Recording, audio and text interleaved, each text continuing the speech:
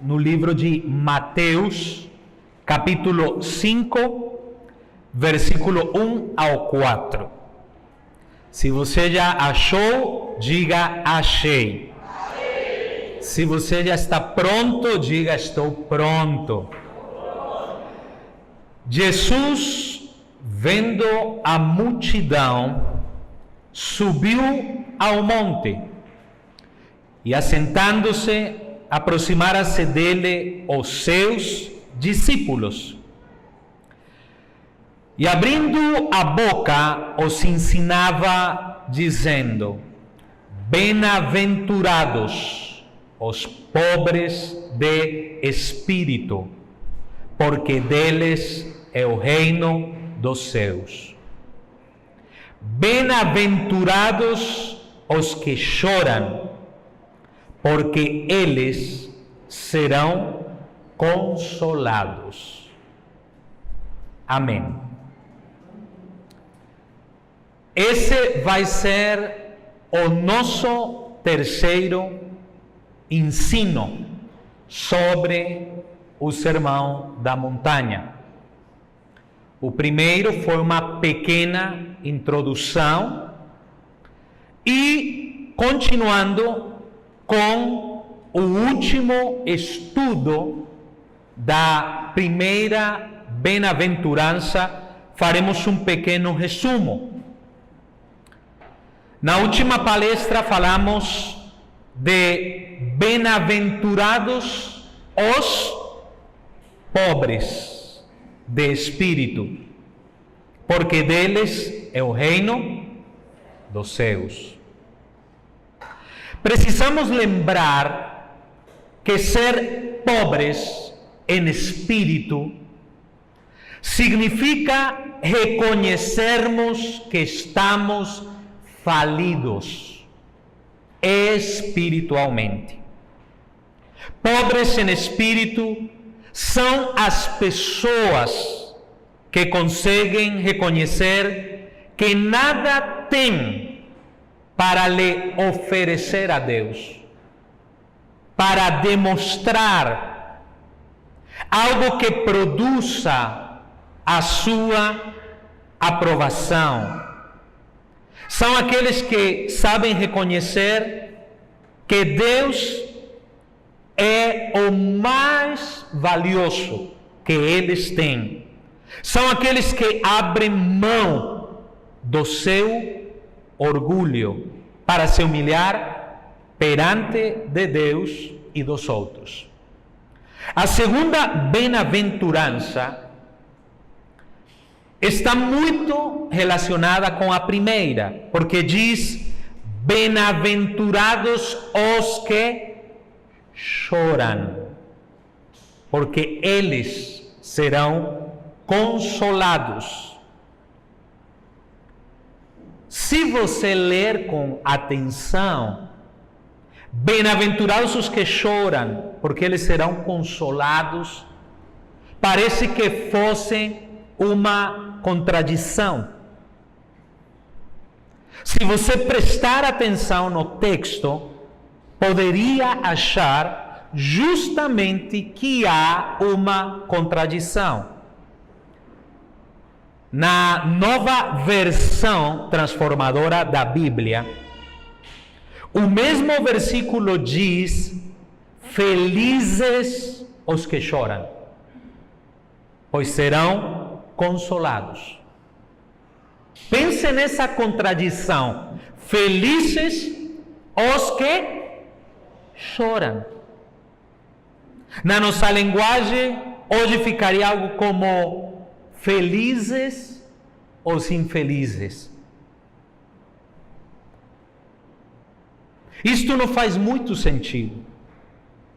Na verdade, para o mundo, isto seria algo totalmente confuso. Como dizer que os que não têm pernas correm mais rápido. Isso não faz sentido. Que os cegos são os que têm melhor visão. Isso não faz sentido. É uma loucura. E sabe, para o mundo, chorar não é compatível com a felicidade. Aliás, estamos numa geração que todo mundo está correndo atrás da felicidade. Ninguém quer chorar. O mundo quer fugir do sofrimento. O choro jamais está no manual da felicidade de muitos. No mundo, a filosofia diz que para sermos felizes, devemos esquecer os nossos problemas, fugir da dor e ver como podemos nos entreter em festas, com drogas, e para os mais moralistas, talvez seja se refugiar no trabalho para encontrarem a felicidade. Nunca o homem esteve mais faminto de encontrar a felicidade. Por isso tem sido ensinado, por exemplo, que na igreja nós não teremos mais problemas, não haverá mais razões para chorarmos. E tem pessoas que vêm para a igreja com o intuito de parar de sofrer. Há um convite: pare de sofrer. Não chore mais, fuja do choro. O mundo diz: quer ser feliz? Busque motivos para rir. A Bíblia, por outro lado, diz: chore. Se você quer ser feliz, primeiro tem que chorar. Será que a Bíblia está equivocada? O Salmo de número 126, versículos 5 e 6, diz: os que semeiam em lágrimas cegarão com alegria. Aquele que leva a preciosa semente andando e chorando, voltará sem dúvida com alegria, trazendo consigo os seus molhos. Dito de uma outra maneira, semeiam lágrimas e cegarão alegria. O salmista diz: chore enquanto semeia, que na hora de colher gritará de alegria. A Bíblia diz, e Jesus diz, e se a Bíblia diz, e Jesus diz, deveríamos crê-lo, deveríamos acreditar que aqueles que choram serão felizes. Por isso diz: felizes os que choram, pois serão consolados. Mas do que tipo de choro Jesus estará falando aqui? Porque o choro faz parte da vida cristã. A vida do cristão é acompanhada do choro e não apenas de sorrisos. Traz consigo lágrimas. Todos sabemos que a nossa vida deveria ser caracterizada pelo gozo, mas isso não quer dizer que não passaremos por momentos de choro. Não sei quantos concordem com isso. Quantos nos últimos tempos têm passado por momentos de choro? Infelizmente, muitos tentam esconder essa verdade. Tem que apresentar o cristianismo como uma vida sem dor, sem sofrimento e sem lágrimas. Não existe isso. É um grave erro. Porque o mesmo Senhor diz que no mundo teríamos aflições. O próprio ministério do Senhor esteve marcado pelas lágrimas. Você sabia que Jesus chorou? O versículo mais curto da Bíblia diz: Jesus chorou. Também assim as vidas dos primeiros cristãos. E se nós acreditarmos ser discípulos do Senhor, não será diferente conosco. Não poderemos esperar menos. Olha o que diz Hebreus, no capítulo 5, versículo 7. O qual nos dias da sua carne, o escritor sagrado está falando de Jesus, oferecendo com grande clamor e lágrimas, orações e súplicas ao que o podia livrar da morte, foi ouvido quanto ao que temia. O choro que Jesus apresenta nesse versículo não é um choro comum. A palavra que Mateus usa no grego original é o choro causado pela morte da pessoa amada. É o choro pelo luto. Não sei quantos já perderam uma pessoa amada e choraram por ela. É um choro que desgarra o coração, que não conseguimos esconder, que não podemos evitar nem conter. É um choro profundo e intenso.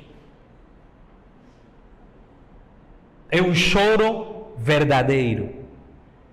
Interpretando o que Jesus está dizendo, seria algo como: felizes os que choram, como se tivessem perdido alguém amado.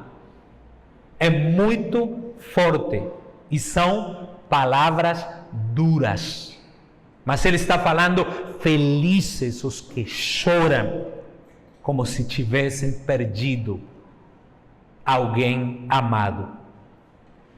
Mas precisamos esclarecer que Cristo não está se referindo a pessoas que estão chorando pela morte de alguém, e sim as pessoas que estão chorando por causa dos seus pecados.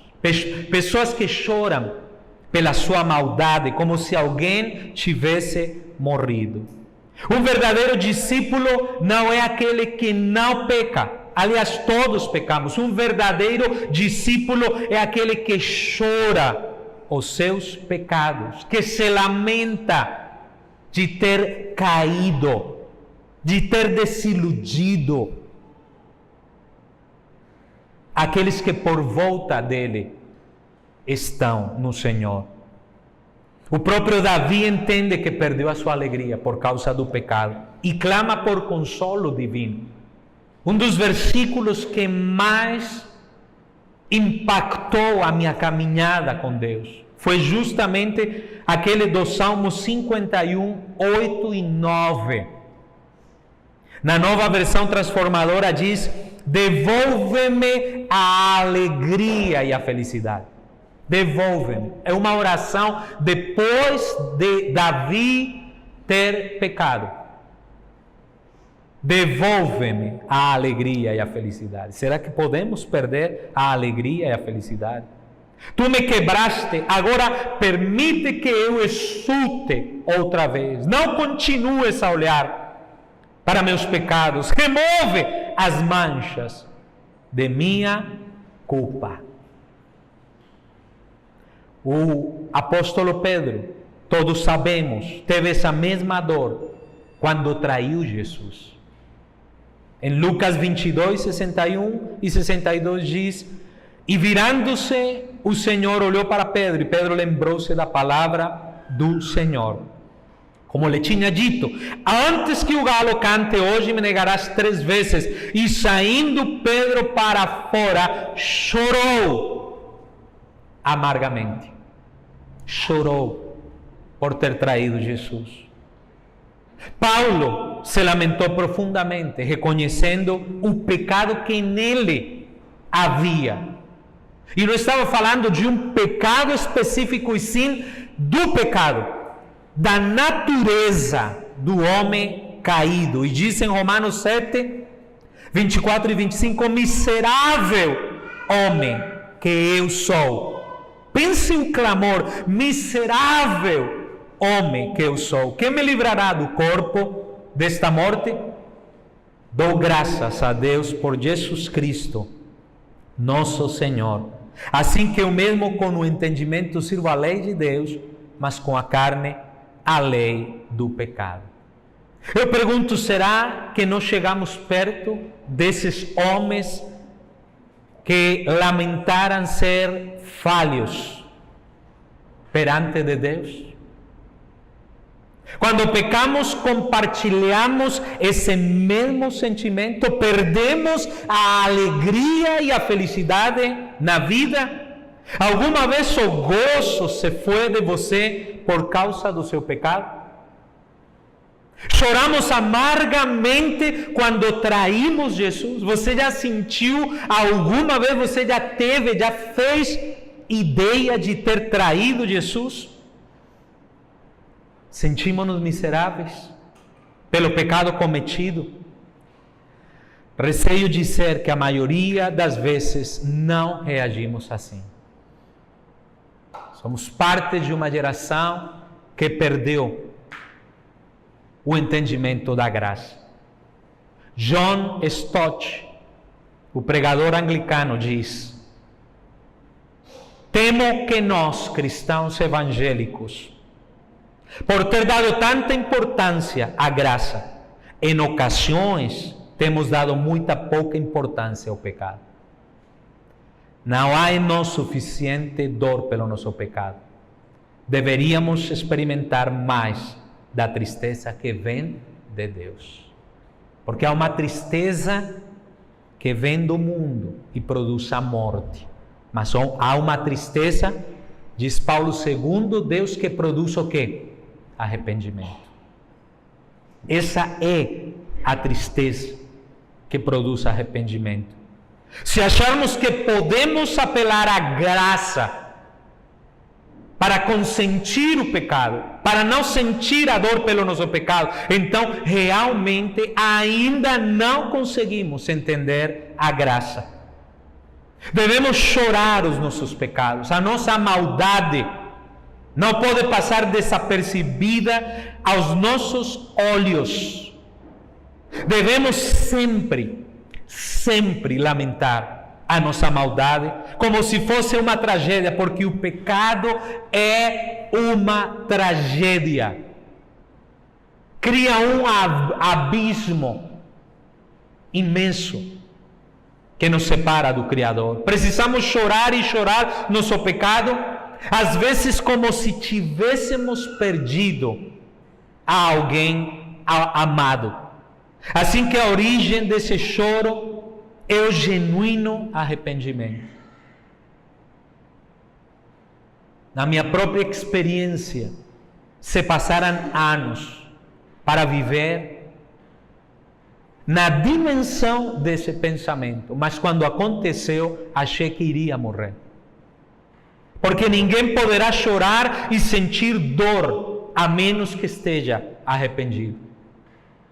As lágrimas são uma manifestação externa de uma dor interna. Mas não estou falando de lágrimas de jacaré.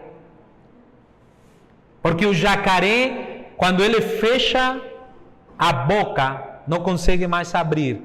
Quando ele pegou a presa, ele começa a esmagar. E é tão forte a mordida que ele começa a chorar enquanto come.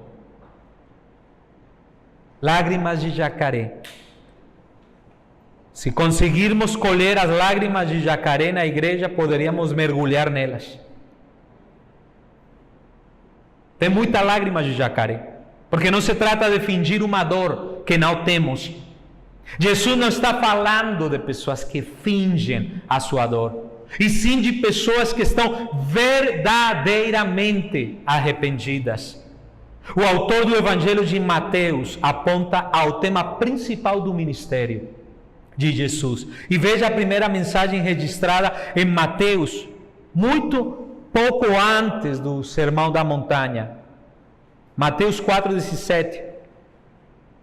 Desde então começou Jesus a pregar e dizer: arrependei-vos, porque é chegado o reino dos céus. Então a nossa resposta à pregação de Jesus deveria ser com lágrimas e muita dor. Mas às vezes a igreja não responde. Não há um choro real, há um choro superficial. Isso é um resultado de um coração genuinamente arrependido. Não há um choro produzido. Não há um choro verdadeiro produzido pelo arrependimento. Eu pergunto, você já se sentiu arrependido alguma vez? E não estou perguntando se você já conseguiu chorar. Eu vejo, e através de muitos anos de ministério, fazendo apelos, as pessoas vindo para o altar, chorando, você fica comovido do choro, e poucas vidas transformadas. Eu não estou perguntando se você já chorou, estou perguntando se você já conseguiu alguma vez chorar porque se arrependeu. E se você já se arrependeu, esse arrependimento o levou a chorar pelos seus pecados? Você já teve dor de ter pecado contra Deus? Você já sabe o que fez o seu pecado? Essa sua dor já foi tão insuportável que você disse: Senhor, não quero mais pecar. Foi a experiência de Davi. Ele se sentiu totalmente afastado de Deus e perdeu a alegria. Ele era salmista. Ele cantava para Deus, mas ele diz: a minha alegria e a minha felicidade foram embora. Me perdoa, estou arrependido, mas me devolva a alegria. A única coisa que Deus espera é que nos voltemos para Ele em choro e reconheçamos a maldade dos nossos pecados. O Senhor espera que nós experimentemos uma mudança na nossa maneira de pensar e de reger a nossa vida. Isso é arrependimento. Tem pessoas que nem o bêbado, no final de semana, depois da ressaca, chora e diz: não vou beber jamais. Mas no outro dia passou a ressaca e começa a fazer a mesma coisa. Bem-aventurados os que choram, porque eles serão consolados, diz Jesus. De onde virá esse consolo para os que choram pelos seus pecados? Qual a fonte? Quem consola eles? Que tipo de consolo será esse que Jesus oferece quando diz: bem-aventurados os que choram, porque eles serão consolados? Primeiro falemos da fonte desse consolo. Mateus visa no seu evangelho apresentar a Jesus como o Messias esperado. O evangelho inteiro fala daquele Messias que por séculos eles estiveram esperando.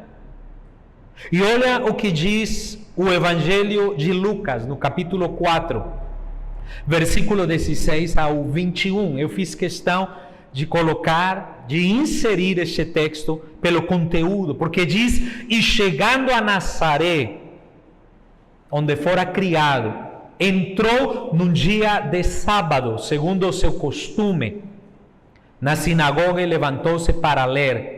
E foi-lhe dado o livro do profeta Isaías, porque o povo esperava o Messias, porque Isaías já tinha profetizado que ele viria. E foi-lhe dado o livro do profeta Isaías, e quando abriu o livro, achou o lugar em que estava escrito: o Espírito do Senhor é sobre mim, pois que me ungiu para evangelizar os pobres, enviou-me a curar os quebrantados do coração, a pregoar liberdade aos cativos, a dar vista aos cegos, a pôr em liberdade os oprimidos, a anunciar o ano aceitável do Senhor. E cerrando o livro e tornando a dá-lo ao ministro, assentou-se. e os olhos de todos na sinagoga estavam fitos nele. Então começou a dizer-lhes: hoje se cumpriu esta escritura em vossos ouvidos. Como ficaria neles quando Jesus faz esse apontamento? Porque uma das tarefas de Jesus como Messias era curar, está ali, aos quebrantados do coração, consolar aos aflitos. E lembremos por um momento o cenário do Sermão da Montanha. Jesus está com seus discípulos, eles eram judeus, eles conheciam o Antigo Testamento, eles leram Isaías 61. E agora escutam Jesus dizer: bem-aventurados os que choram, porque eles serão consolados.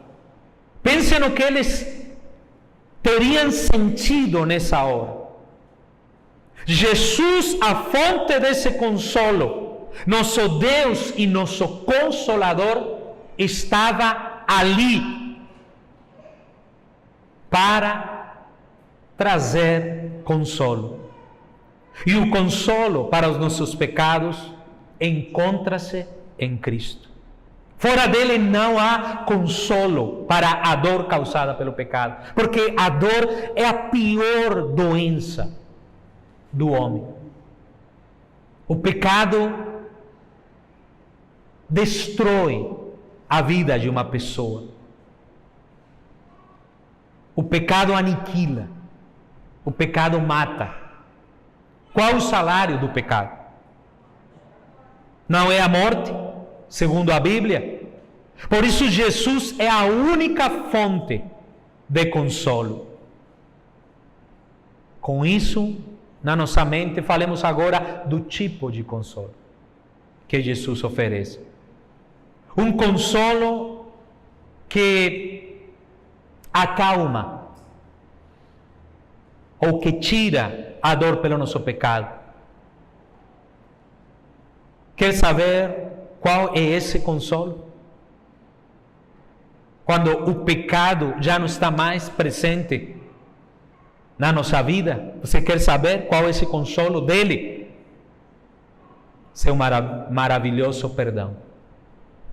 Deus perdoa aqueles que choram e se arrependem dos seus pecados. Será que poderá existir algo mais precioso do que o perdão de Deus? Saber que não estamos mais inimizados com Deus, que agora você está em paz com seu Senhor. Porque você se arrependeu e Ele concedeu-lhe o perdão. Olha o que diz Isaías. Salmos 51, 17. O mesmo salmo que já lemos. Nos versículos 8 e 9, agora 17. Os sacrifícios para Deus são o espírito quebrantado. Qual é o sacrifício? O espírito. A um coração quebrantado e contrito não desprezarás, ó Deus. Davi sabia que se ele se arrependia, alcançaria o perdão de Deus. Que coisa mais linda. Esse Salmo 51, ele tem tudo para nós entendermos a anatomia do perdão. Porque Davi sabe que pecou. Davi sabe que a sua história está manchada. Ele quer que o registro dos seus pecados seja apagado. Ele está convicto que a sua alegria e a sua felicidade foi embora. E ele diz: devolva-me a alegria e a felicidade. Mas ele sabe que só o perdão traz isso. E encontra o caminho. E diz que o Senhor não despreza o contrito e quebrantado de coração. Assim que quando nós voltamos para o Senhor com um coração quebrantado e contrito, Ele não é indiferente. Deus não despreza, está escrito, um coração quebrantado e contrito. O coração dos pobres, que a Paty mencionou, em espírito. O coração dos que estão em falência espiritual, Deus não despreza. Quando eu e você reconhecermos a nossa miséria, a nossa falência espiritual e nos voltarmos para Deus, não seremos desprezados pelo Senhor. Assim que Deus providencia consolo para aqueles que se humilham de coração e buscam a sua ajuda. O perdão de Deus produz alegria. Por isso ele diz: bem-aventurados os que choram, porque eles serão consolados. Quando você chora, a colheita será alegria. Porque nada pode superar a alegria do que ser perdoado por Deus. Para mim não tem maior alegria. Não existe experiência mais sublime do que me arrepender de coração, do que estar sobre meus joelhos chorando e dizendo: Senhor, me perdoa, e saber que Ele ouve a minha oração, e quando eu me levanto, estou convicto que Ele me perdoa. Isso traz alegria. O Salmo 32, mais um salmo de Davi, versículo 1 e 2, associado com o mesmo pecado de Davi, ele diz: bem-aventurado aquele cuja transgressão é perdoada e cujo pecado é coberto. Bem-aventurado o homem a quem o Senhor não imputa a maldade e em cujo espírito não há engano. A nossa felicidade não se produz pelo nosso choro, e sim porque temos alcançado o perdão de Deus com lágrimas. Somos felizes por causa do perdão divino. Eu não sei, não consigo entender como para muitos essa sublime graça não leva eles nesse nível de gozo, de alegria, de júbilo. Quer saber por que os que choram são bem-aventurados? Porque os mais felizes são aqueles que foram perdoados dos seus pecados. Não há maior alegria. Tem pessoas chorando por elas mesmas, porque bateram no carro, porque não pagaram uma parcela da casa. Estão chorando. Mas não choram assim pelos seus pecados. John MacArthur diz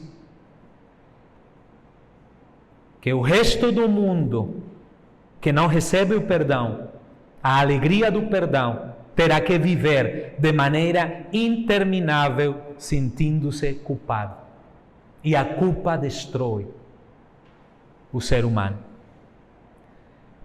Gostaria de concluir fazendo um convite para você. Um convite para chorar. Quer dizer, um convite para se arrepender. Enquanto o mundo lhe faz um convite para rir, quantos já foram convidados para rir? Mesmo que a Bíblia diz que é melhor visitar a casa do luto do que a casa onde tem festa. Mas nós preferimos ir na festa do que na casa do luto.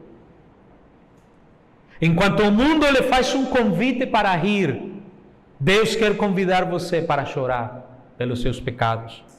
Deus quer que nos arrependamos e choremos pelos nossos pecados no tempo certo. Na hora certa. Haverá alguém que sabe qual é o momento e a hora certa para se arrepender? Porque diz Lucas, no capítulo 6, versículo 25, a parte B: ai de vós, os que agora rides, porque vós lamentareis e chorareis. Os que hoje riem e não choram no tempo aceitável, vão chorar. Aqueles que hoje riem quando deveriam chorar seu pecado, receberão castigo eterno. O teólogo William Barclay disse: o cristianismo começa com um sentimento de pecado.